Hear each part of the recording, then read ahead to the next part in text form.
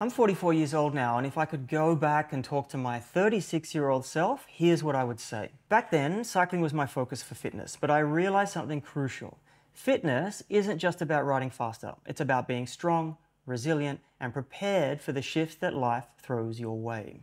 The truth is, behind every goal and routine, there's the need to take ownership of your journey.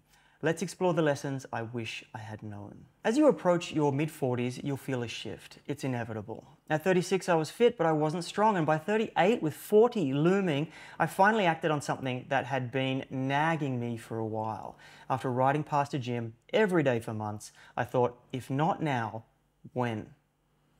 That moment marked a turning point in my approach to fitness, but it didn't stop the feeling of change.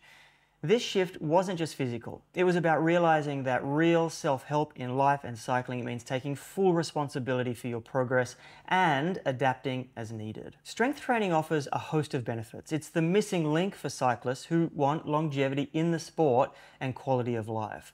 And when I was purely focused on cycling, I thought it was enough. But after putting time into strength work, I realized I was missing crucial elements like posture correction and core stability. There's no longevity in strength training if your posture isn't optimized. And this is where knowing what works for you comes into play.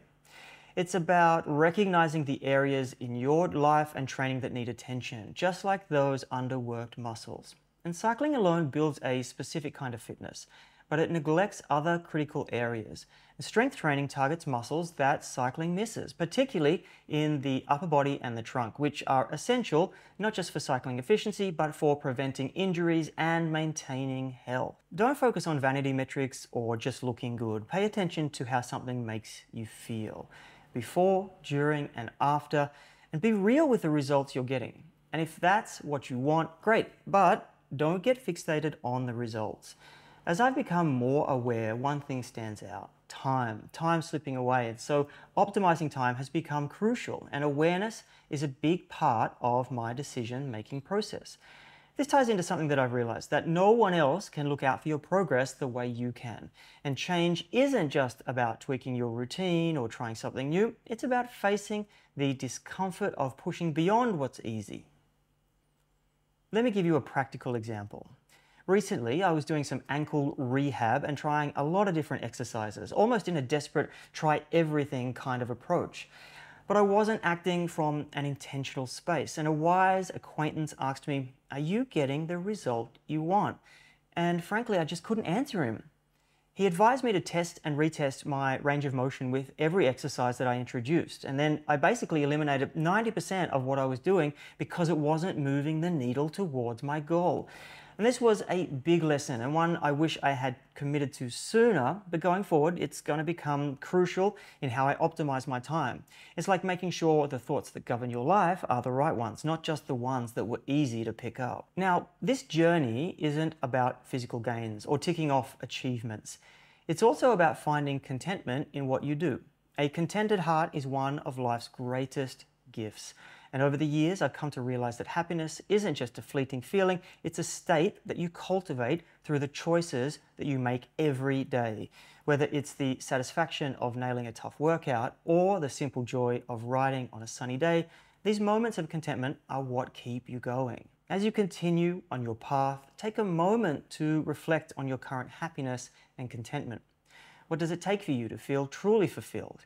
How do you plan to achieve or maintain that sense of contentment as you grow and change? It's not just about the physical milestones, but also about nurturing a sense of peace and satisfaction in your life. And trust me when I say this will become more important as time passes. Write down your bucket list items related to performance and pursue them with vigor. It's about relentless consistency, committing to small daily actions that align with your long-term goals. And this may seem counterintuitive, but don't focus on longevity as the end goal. Sure, set a path, but bring yourself back to the moment and do things you enjoy doing. There's a lot in this advice that seems like contradictions, but it's really about balancing the young bloke headspace with the wisdom of experience. It's about recognizing the difference between these two competing ideas, and then letting go of the ones that won't serve you in the future. You can have two things at once. You can plan for the future while focusing on the now. You can be relentlessly consistent and love every day you get out and do something physical. Most importantly, be aware of how you're spending your time. Test, refine, and eliminate what doesn't serve your goals.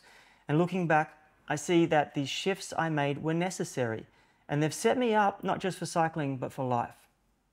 If you're at a similar crossroads, I hope these insights help you make the right choices. And remember, like a flowing river, let your life unfold with the surprises that come along the way. And in doing so, you're not just improving as a cyclist, you're enhancing your ability to navigate life's challenges with resilience, confidence, and a contented heart.